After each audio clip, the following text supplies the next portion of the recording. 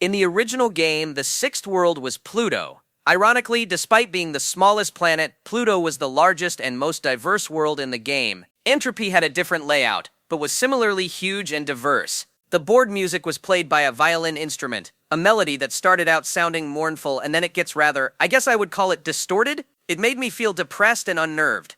Not something I would want to hear while trying to sleep. Strangely, none of the levels from the previous worlds were present here. Instead, there were 8 brand new icons. The bosses this time were Megalon, Batra, and Mecha Godzilla. As usual, the first thing I did was go to the quiz level for another interrogation from Face. But when I got there, I noticed something different. Instead of the usual goofy GH1DORA music, it was the password theme. The music change seemed to be intentional because after the first 2 questions at the start, the quiz started to take on a darker tone. Do you like ice cream? Answer, yes. Reaction, weird face. Do you like clowns? Answer, yes. Reaction, weird face. Is time slipping through your fingers? Answer, yes. Reaction, weird face. Do you have any regrets? Answer, yes. Reaction, hurt. Do some people deserve to die? Answer, no. Reaction, weird face. Is it safe to go out at night? Answer, yes. Reaction, weird face. Do you find it hard to sleep at night? Answer, yes. Reaction, weird face. Have you ever killed anyone?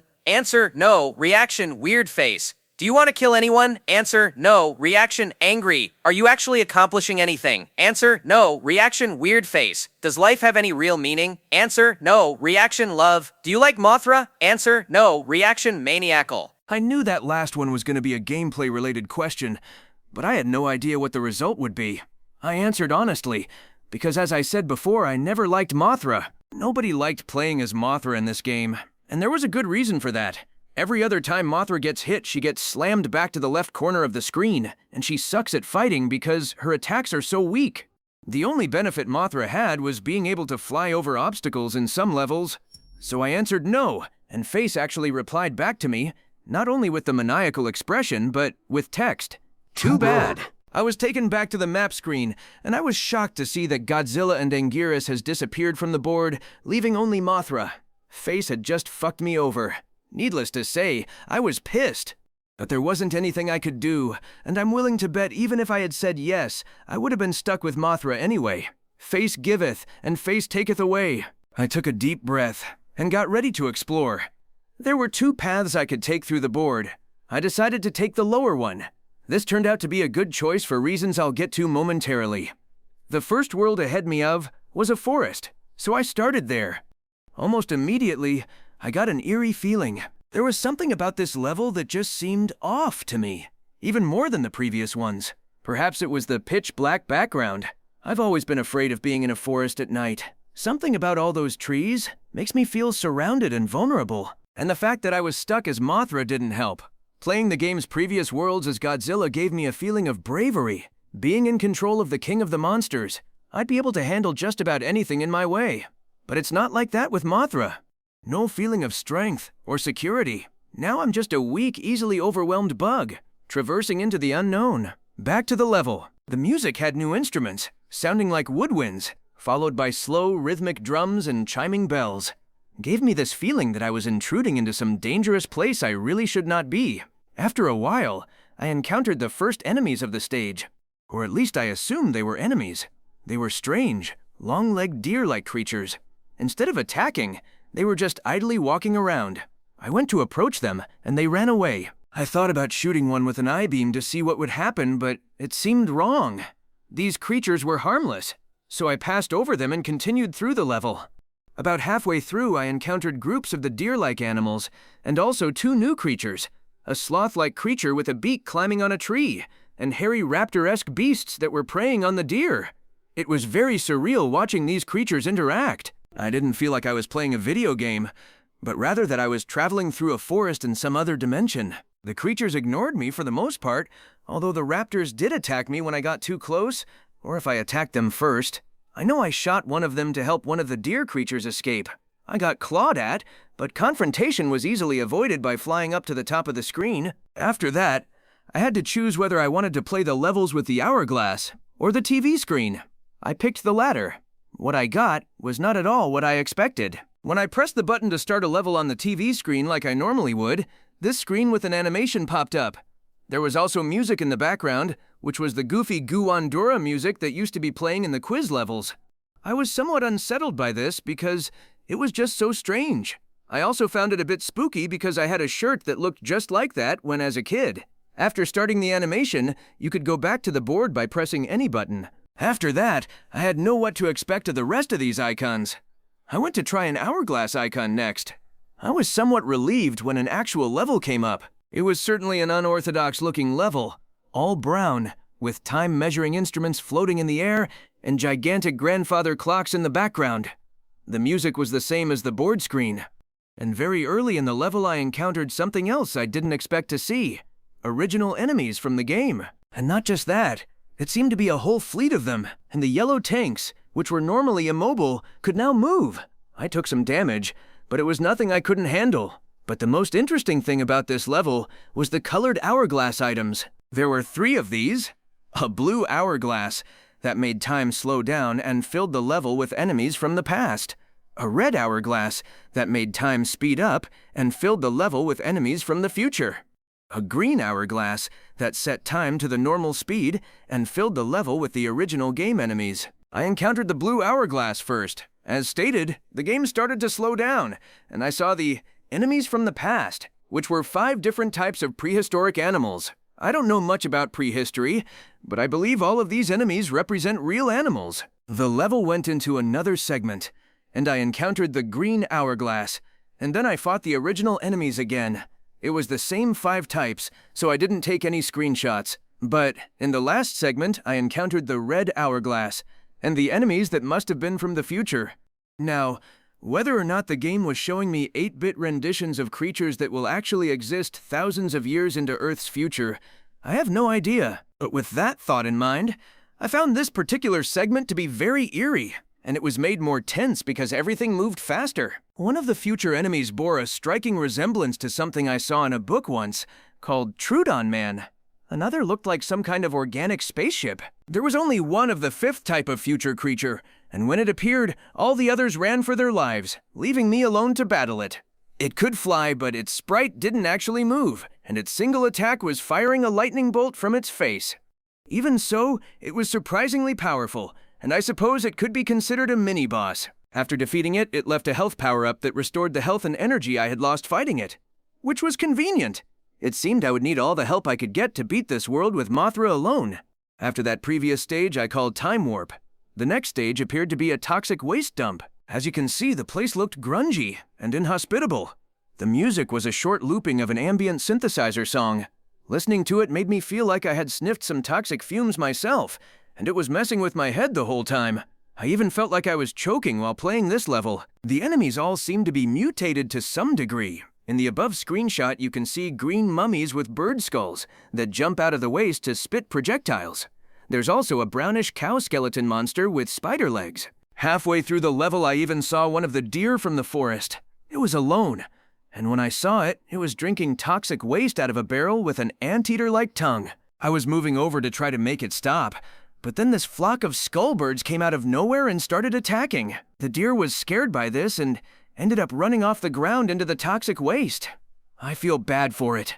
One of the birds bit me, but I regained health quick from killing all of them. They were rather weak. I pressed onward. Of all the levels in Entropy, This was probably the most normal, in that there was little deviance from the move forward smash things formula in the original game. I encountered more creatures through the level, like tentacled blobs and some kind of deformed thing with human-like teeth. I didn't feel like provoking them into a fight, so I kept on flying near the top of the screen. I still had to deal with occasional flock of birds now and then. At the end of the level was a large bluish-green lake, and there I encountered another mini-boss. Some kind of a monster with a long neck and a whale skull. It attacks with a mouth projectile, and by charging into you. It also could go underneath the water and rapidly emerge from a different place. At the end of the level was a large bluish-green lake, and there I encountered another mini-boss. Some kind of a monster with a long neck and a whale's skull. But unlike the regular forest, I didn't feel unnerved starting this one. I think the music had a lot to do with it. It was a gentle, calm song. It almost sounded romantic. It was quite stress-relieving, and the forest itself looked much less ominous covered in snow. I traveled through the first segment enjoying the atmosphere for 4 minutes. When suddenly, I realized something. I haven't seen a single creature since I started the level. Where are all the animals? Soon after, I left the screen, and the next segment started. In the second segment, I was still in the winter forest, but now the music was gone. I was starting to feel suspicious, but then I reminded myself that there were other empty levels in the game, and this was likely another one of those. But then I heard something familiar. It was the 12-second looping music from Unforgiving Cold starting up. I could feel my heart sink as I came across this horrible sight. It was a whole group of dead deer creatures, covered in snow. Judging from the blackish blue tone of their skin, they must have all frozen to death. On closer inspection, some were missing body parts. Now I was frightened, but I still had to keep going. Before exiting the level, I was really hoping to see something resembling the previous forest animals in a living state. And sure enough, I did. It was a creature much like the beaked sloth, except this thing had white fur and was more of a beaked gorilla. It was walking very slowly when I saw it, but I was happy to at least see something alive. However, it didn't stay that way for long. A pack of raptors, who must have sensed that something else was still alive, came rushing in from the right side of the screen. The beaked gorilla didn't stand a chance, as one of the raptors immediately lunged at it and ripped open its back legs. These winter raptors acted far different from their temperate relatives. While the other raptors only attacked while hunting prey or when provoked, the winter raptors seemed to have all gone insane. They attacked everything in sight. One was running back and forth, clawing at nothing. Even the noises they made sounded different, more high-pitched and enraged. As I left this second segment, I even saw two raptors fighting to the death. They were both covered in injuries, and one of the raptors had been blinded in one eye. I took a screenshot, but I didn't stay to see who won the fight. I only had to get through one more segment before I could go back to the board screen. But in this segment, I was no longer in the winter forest, but instead a very empty grassy plain with a bright gray moon in the sky. The pleasant music of Winter Forest Part 1 had returned, and immediately I started to feel dread. This is going to sound crazy, but it's the absolute truth. The game made this level from one of my memories. After a long stretch of nothing, I reached a lake, and then the moon moved down from the sky and began to hatch like an egg. When it did, a curled up humanoid figure fell into the lake as the moon halves quickly disintegrated. I heard a splash when it hit the water. Then a moment of silence. Then the screen began to shake and a new creature emerged from the water. And this I was introduced to a monster I call the Moon Beast. This was the only screenshot I took, as I was focusing all my concentration on winning the fight, and it was the most difficult fight yet. Stronger than any of the previous bosses, this creature would have been hard to take down with Godzilla, and with Mothra it seemed nearly impossible. I suppose I would consider myself fortunate that the beast lacked any attacks like a Gigan's Saw, because if it had I would never have won this. I barely had 3 bars of health when I finally killed this abomination. But what happened afterward is hardly what I could call a reward. I've been trying to keep my promise and suppress this memory for years, but it seems as if I have to get it off my chest. This is a very painful memory for me, but the game already knows about it, and I think you should too. I'll just tell you the important parts, because I don't like bringing this experience back into my head unless I have to. Back when I was in middle school, I had a girlfriend named Melissa. She suffered from some kind of mental disorder that caused her to go into episodes. When she was in an episode, she would stand or sit perfectly straight and still, and her face would instantly lose any expression she had before. She would speak very clearly, without any hint of emotion. When it was over, she would start trembling, and sometimes bury her face in her hands, and remain silent for several minutes. I can't really convey the feeling it gave me in words, and I won't try. You had to see this in person to understand. But despite this, she was a very kind person, and I cared about her dearly. We liked to hang out in a field at night and look at the stars. But one night she didn't say anything to me at all. She just stared directly at the moon, trembling. I tried to talk to her, but she suddenly sprung up and ran right into traffic. I tried to stop her, but I was too late. She got hit by a truck and was killed that night. I looked her right in the eyes when the wheels went over her neck. That sight has always haunted me. I know that the game knows about this because after I defeated the Moon Beast, this happened.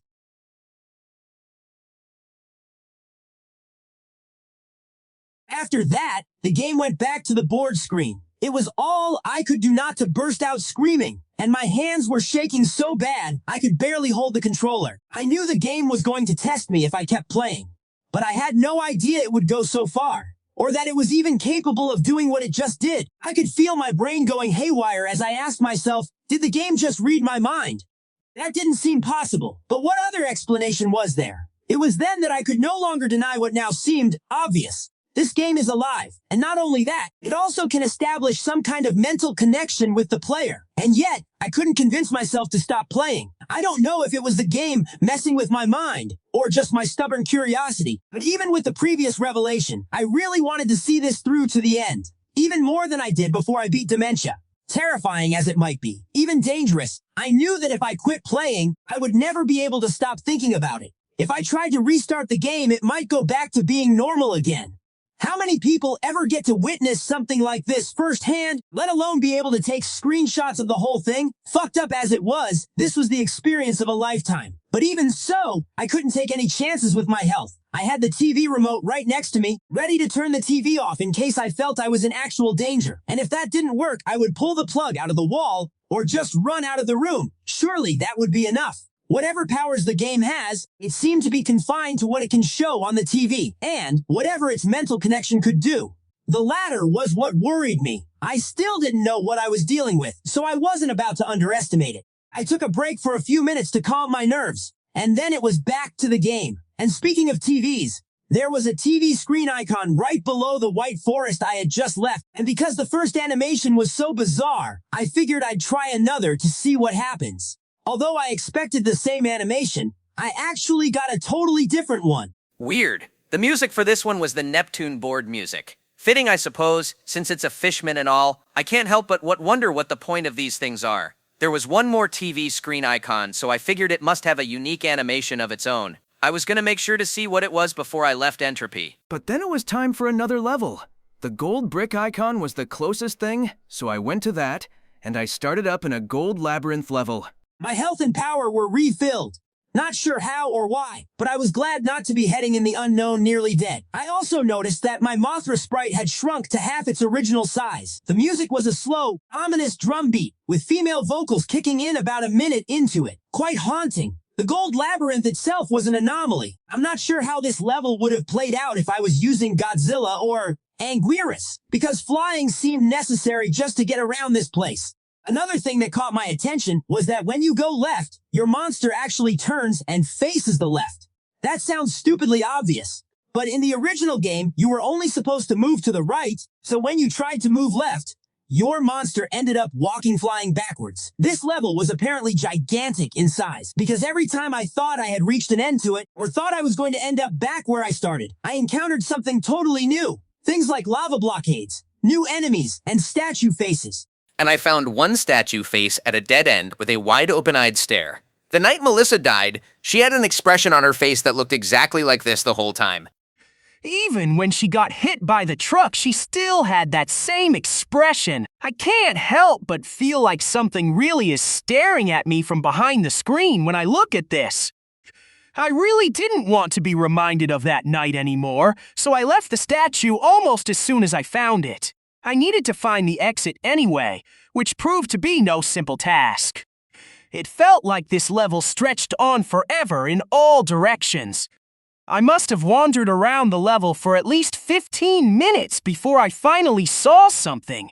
It was a creature that wasn't gold, seemingly the only one of its kind in the level, lacking any kind of hover ability like the other creatures. It just walked back and forth on the platform. But it wasn't long after I found it that a flying machine swooped down and grabbed it, and then flew off with it. The machine apparently had not seen me, so I decided to follow it, to see where it was taking the creature. The machine stopped at a room with a large cauldron-like object in the center. The machine hovered over to the cauldron and dropped the creature into it. The creature emerged from a hole in the cauldron side, now adorned in the same gold color as everything else. The machine flew off. I'm not really sure what to make of this, but I'm glad I came upon it. Because I found the exit soon after. When I got back to the board, I realized that the bosses hadn't moved at all. A bit odd, but it didn't bother me. It made planning my route through Entropy easier. There were still 2 new icons to explore, the Indigo Cliffs and a black version of the labyrinth. Since there were only 3 black labyrinth icons, which were surrounded by bosses, I played the Indigo Cliffs first. It was a lot like the blue/green mountains. The level graphics had the same shredded look to it. There's also a recolor of the clouds and moon from the toxic waste dump. The music, if you can call it that, was merely a deep rumbling noise. One of the first things I encountered were these multicolored creatures with big heads emerging from a small cave in the ground. They all made a synchronized shaking sound, and they walked to the right in a group after emerging from the cave, ignoring me. Having no other way to go, I followed them on their route. More and more emerged from the cave, until the group had about 100 creatures. Eventually, the pathway ended in a cliff. I was shocked to see that upon reaching the cliff, all the creatures began jumping off into the abyss. I've seen enemies walk off cliffs before, but I've never seen NPCs commit mass suicide like this. Very unsettling way to start off a level. I continued on, flying over various strange animals, like the ones shown here. Another group of multicolored bobbleheads was jumping up and down, only to be snatched up by large birds, which I'm fairly certain are sprite versions of the giant condor from Godzilla vs. the Sea Monster. I defeated some of the condors in battle, but it bothered me that these bobbleheads seem to be so eager to die. If the game itself is alive, perhaps the creatures in these levels are also alive, and some have very unhappy lives, if this behavior is any indication. But what provokes them to do this? In the back of my mind, I almost suspect that the glowing moon in the sky is the reason. At the end of the level, I saw yet another group of the bobbleheads marching up to a largest monster and being devoured. This was starting to disgust me. So, acting on impulse, I fired off I-beams at both the monster and the bobbleheads. I destroyed the cave. The monster became angry and ran through the remaining bobbleheads to fight me. Although it lacked any ranged attacks, it was relentless.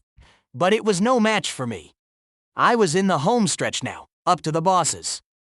My plan was to go through Batra first, then Megalon. After that, I would watch the last TV screen, play the Black Labyrinth before fighting Mecha Godzilla. And lastly, going through the chase with the Hell Beast. I was curious to see if it would be in a new form again. But first things first, time to beat up Batra. As I expected, he started off in his larva form. The music was Varan's battle theme. Whenever the game puts in a new Godzilla kaiju with more than one form, that other form always shows up. For a game that's otherwise inexplicable, it's rather startling in its consistency and accuracy with the new kaiju bosses. The fight started off simple. Larva Batra fought in a similar fashion as Maguma did, charging back and forth and occasionally firing off lightning from its horn. During the fight, I noticed that Mothra's combat capabilities had been altered in my favor. The I-beams did 2x as much damage as they did originally. Now they were as strong as Godzilla's punches. The poison powder was similarly improved. It also did this nice thing where it would actually hit an enemy when you used it.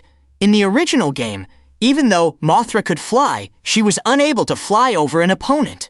You would get knocked back the same way as if you just ran straight into them, which was extremely annoying. But not anymore. I could change direction and fly around, which was a big help because fighting Imago Batra is much like fighting a clone Mothra, although Batra is distinctly faster and stronger. No longer impeded by its slow-moving larva form, Imago Batra was a fearsome opponent. Although it lacked the horn lightning, it now had a new, more powerful I-beam. Batra could change direction just like I could. so this battle involved a lot of flipping and flying around. It was pretty damned fun, to be honest. So after defeating Batra, I was excited to see what Megalon would be like. But first, I went through an Indigo Cliffs level and shot through a lot of the creatures for the health power-ups. So about Megalon, his music was Gigan's theme. Makes sense since Gigan was his battle partner in Megalon's 1. And so far, only film appearance, he was a lot like Mogera, but faster, and with more weapons. He'd start out charging off with his drills. I liked to fly back and forth around him, which seemed to really annoy him. After a few seconds, he'd step back, turn around, and start spitting out grenades. Those were a pain, because they bounce when they hit the ground. Lastly, he started spamming his lightning beam.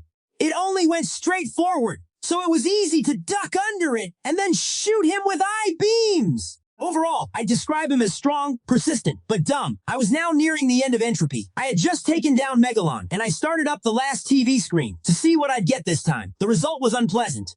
The music for this gruesome scene was the password theme. I couldn't figure out why this animation was so sinister and violent in comparison to the other two. The whole game seemed to be growing more malevolent. As I went on to finish Entropy, I began to feel drained. It's hard to describe, like I had suddenly became tired when I wasn't before. Most likely it was just the tension from all that had happened in this game getting to me, but who knows? And immediately I snapped out of my daze from a few seconds earlier. Everything had been darkened, so that the only thing I could see was the Mothra sprite. I couldn't tell where I was going, and I ended up frantically running into walls. I heard a noise, the sound of a crowd running through a hallway, and, along with the running, came the roars. Loud roaring sounds, which I would describe as something like a rabid dog the size of an elephant, screaming with fury. And I could tell that whatever was making this noise, there were lots of them. I knew there was something there. But it wasn't until I did some screen cap editing that I got to see what my pursuers looked like. The last level type on Entropy is what I call the Shadow Labyrinth. The scenery was recolored from gold to black. The music was an evil ambiance, similar to the UN Forgiving Cold Loop, but distinctly different. The music was my first sign that this level was going to be distressing. I traveled through the maze for about a minute, and I noticed there weren't any creatures hovering around. It was an odd transition from the Gold Labyrinth, which was overrun with creatures, to this level that had nothing at all. But then this might be a good thing. Maybe there wouldn't be any obstacles, and I could get through the level with ease. Then the screen went dark, but at the time I couldn't see where they were, or where I was going. I was literally running blind, and this mob of beasts eventually caught up with me. All I could think was, no! As I saw my life bar rapidly declining. The monsters had taken me down to half of my total health when I was saved. The light came back on, and the attackers had disappeared. And so the challenge of this level was revealed. Find the exit before the lights go out and a pack of monsters maul you to death. I was in panic mode now, moving as fast I could go while trying every path I could find for a way out. As I've played through the level, the lights went out a total of 3 times. The second time, I would have been dead meat had it not been for one of the wide-eyed statues.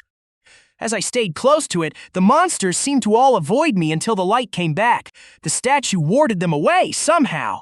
I was safe as long as I stayed near the statue, but at the same time I had to leave to find the exit. The Shadow Labyrinth turned out to be much smaller than the Gold Labyrinth, as it only took about 6 minutes to navigate to the end. But before the exit, there was a row of halls leading straight down, with no way out once entered. You either got to the exit before the monsters reached you, or you died. Thankfully, I made it out. Only one more boss, Mecha Godzilla. I started the battle, and got something unexpected. Not only did my life shoot back up to 100% again, it seems to do that randomly, but instead of a replacement boss, I was fighting Godzilla. But any Godzilla fan worth their salt can figure this out. Mecha Godzilla started off like fighting a clone Godzilla, but his disguise burned away after only 3 life bars. Usually a transformation only occurred at the halfway point. At this point, it was like fighting Mecha Godzilla in the normal game. Felt kinda nice to fight one of the original game enemies for a change. Although he wasn't exactly like normal, he also had a rainbow beam and finger missiles. This prevented me from doing the old trick of backing him in the corner and hitting with I-beams in a spot where he can't hit me, but that was always a cheap trick anyways. But after getting him down to half his health, something weird started to happen. His sprite started to glitch, in much the same way as Gezora had way back in the first world.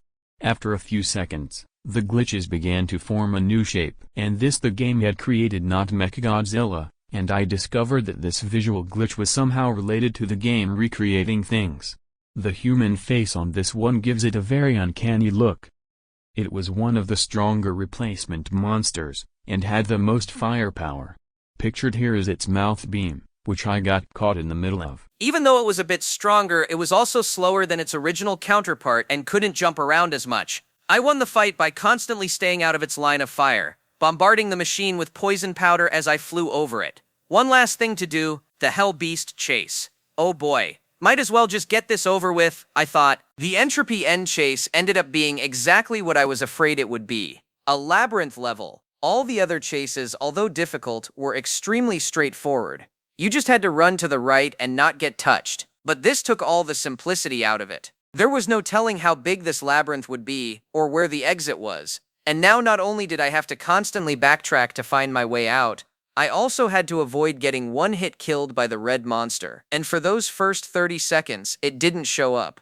But I knew it would. And as I started picking up the pace, I heard a loud flapping noise. And there it was, in a flying form. It flew with bat-like wings and was as fast and relentless as ever. For reasons already stated, this was probably the most nerve-wracking of all the end chases, and as such, I had to keep my focus on the game and not taking screen caps. However, I did take one of the red monster, doing something I found very interesting. I had managed to lose it by going through a different path than it apparently expected, and it was blocked from attacking me by one of the organic walls of the red labyrinth. Or so I thought. It tried clawing through the wall for a second before opening up its mouth and tearing the wall apart with the intestine jaws. But those brief milliseconds that the monster was held back might have been the key to me finding the exit. The path to exit was long and complex, but from what I remember, I went up and then back towards the left.